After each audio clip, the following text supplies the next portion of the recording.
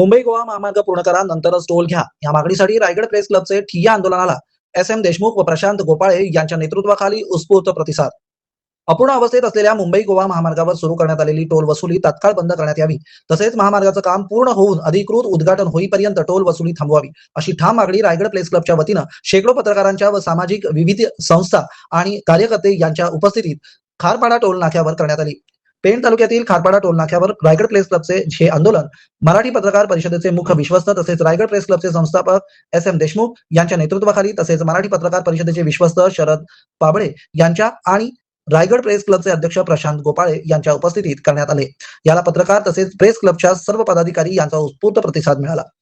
सदरच्या या आंदोलनासाठी मराठी पत्रकार परिषदेचे सचिव अनिल भोळे, जिल्हा प्रेस क्लबचे माजी अध्यक्ष अभय आपटे, विजय मोकल, भारत रांजणकर, कार्याध्यक्ष संजय मोहिते, उपाध्यक्ष मोहन जाधव, पेण प्रेस क्लबचे अध्यक्ष देवा पेरवी, पनवेल प्रेस क्लबचे अध्यक्ष प्रशांत शेडगे यांच्यासह सर्वच तालुक्यातील पत्रकार आणि सामाजिक कार्यकर्ते संतोष ठाकूर, हरीश बेकावडे, विजय पाटील, चैतन्य पाटील, नंदू जांभूळकर, नंदा म्हात्रे, समीर म्हात्रे, अशोक मोकल आदींसह कार्यकर्ते मोठ्या संख्येने उपस्थित होते व काहींनी विचारही मांडलेत. खारपाडा येथील टोल नाक्यावर शेकडोंच्या संख्येनं आंदोलनकर्ते धडकले.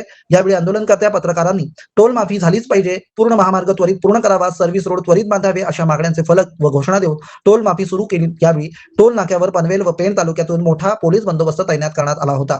गेल्या आठवड्यात सुरू केलेल्या खारपाडा टोल नाका त्वरित बंद करावा अशी मागणी करीत सार्वजनिक बांधकाम विभागाच्या पनवेल कार्यालयातील अधिकारी इंगवले यांना प्रेस रायगड क्लबच्या शिष्टमंडळाने निवेदन सादर केले.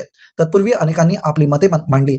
पत्रकार मुख्य संघटक शशिकांत मोरे यांनी महामार्ग टोल बाबत शेरोशायरी व पोवाडा वाचन केलं. राजेंद्र जाधव यांनी सूत्रसंचलनही केलं. महामार्गावरील अनेक सर्व्हिस रोड, गटारांची कामं तसेच टोल माफी बाबतचा निर्णय केंद्रीय स्तरावर पाठवला जाईल अशा प्रकारे आश्वासन आंदोलन करताना महामार्ग विभागाचे अधिकारी इंगवले यांनी यावेळी दिलं. TV7 मराठीसाठी नंदकुमार बामुगडे, रोहा, रायगड. मंत्रालयाला कळवलं त्यावेळेस तुम्ही हे सांगितलं का सर्व्हिस रोडचे कामं राहिली टोल सुरू व्हायच्या अगोदर? नाही, मी तेच सांगतोय तुम्हाला, तो या कॉन्ट्रॅक्टचा भाग नाही. तो झाला भाग, परंतु म्हणजे सर्व्हिस रोड झालं नाही म्हणजे काम अर्धवट राहिलं. म्हणजे कॉन्ट्रॅक्टर कोण आहे हा आमच्यासाठी नाही. नाही, तेच सांगतोय मी तुम्हाला. तो सर्व्हिस रोड किंवा जे ते तुम्हाला वाटतंय राहिल्या कुठं बघा कठडे एवढ्या साईडचे आहेत, ते 900 mm पाहिजे, परंतु ते या कॉन्ट्रॅक्टचा भाग नाही आहे. म्हणून तुम्हाला जो तो अपूर्ण वाटतोय तो त्या दृष्टिकोनातून वाटतो.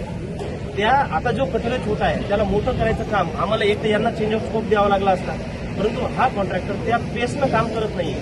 त्या म्हणजे मनातून म्हणतो आपण मराठी भाषेत जर बोलायचं झालं तर एखादं काम तुम्ही एखादं एक लिहित असाल तर जे तुम्ही मनातून लिहिणं आणि बरोबर लिहिणं हे दोन गोष्टी असतात.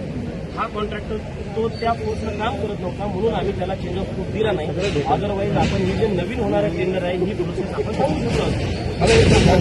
रोडचं ज्यावेळेस टेंडर निघालं रोडचं काम सुरू झालं त्यावेळेस सर्व्हिस रोड त्याच्यात असं नाही नव्हतं. सर्व्हिस रोड त्यामध्ये नव्हते. जे कठडे छोटे वाटतात ते त्याच्यामध्ये नव्हते. जे ड्रेनेज बऱ्याच गावावर तुमच्या सगळ्यांच्या हे आहेत, तक्रारी आहेत, मला मान्य आहेत त्या, आणि मी जाणीवही करून घेतलेल्या आहेत, परंतु ते या टेंडरचा भाग नव्हते. पण त्याचं टेंडर म्हणून आम्ही पुन्हा पाठवलेलं आहे. म्हणजे तुम्ही या प्रोजेक्टला असं बघा, एक भाग होता जो त्यानं करायचा होता तो त्यानं केलाय. जो दुसरा भाग जो तुम्हाला वाटतोय अपूर्ण आहे तो आम्ही पाठवला आहे. एवढं.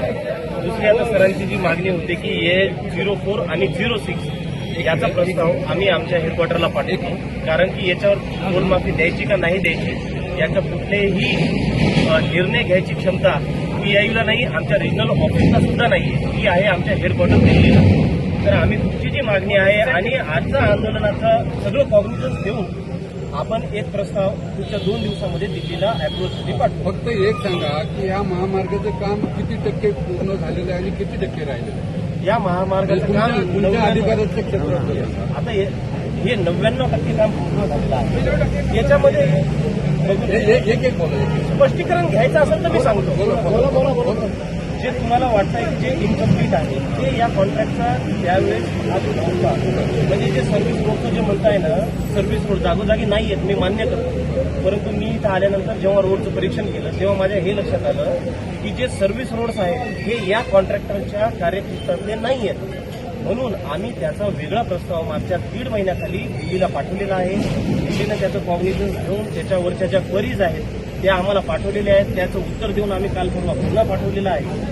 तर त्याला तुमच्या दृष्टीनं तो पूर्णपणे अपूर्ण आहे, कारण की तुम्हाला याच्याशी काही घेणदेण नाही की रोड एवढा बंद आहे, मग याच्यातला हा भाग याच्यात होता का नव्हता. परंतु टेक्निकली आम्ही जे कॉन्ट्रॅक्ट दिलं होतं ते 99% संपलेलं आहे. जे सर्व्हिस रोड आहेत ते जसंही अप्रूव्ह येईल आम्ही नवीन टेंडर साईड पट्ट्या, सर्व्हिस रोड, इव्हन त्याच्यामध्ये बऱ्याचशा गावाचे ड्रेनेजेस, पाईपलाईन या सगळ्यांचा पण समावेश केलेला आहे. तर त्याचं वेगळं टेंडर आपण लावत आहोत. नितीन गडकरी साहेब असतील, मुख्यमंत्री असतील, यांना आम्ही वारंवार भेटलेलो आहोत. ज्या दिवशी हा टोल सुरू झाला 15 मेला, त्या दिवशी देखील मी स्वतः नितीन गडकरी यांनी मुख्यमंत्र्यांना मेल केलेले, त्यांच्याशी आमचं डायलॉग सुरू आहे. आणि यापुढे देखील या 2 दिवसामध्ये आम्ही परत एकदा मुख्यमंत्री आणि काल मी बांधकाम मंत्री शिवेंद्रसिंह राजे भोसलेंशी देखील माझं बोलणं झालेलं आहे. पुढच्या काळामध्ये या सगळ्या नेत्यांशी एकदा आपण चर्चा करू जूनच्या अगोदर, आणि त्याच्यातून काही मार्ग निघाला तर पुढचं आंदोलन थांबेल, अन्यथा आपल्याला पुढचं आंदोलन करावं.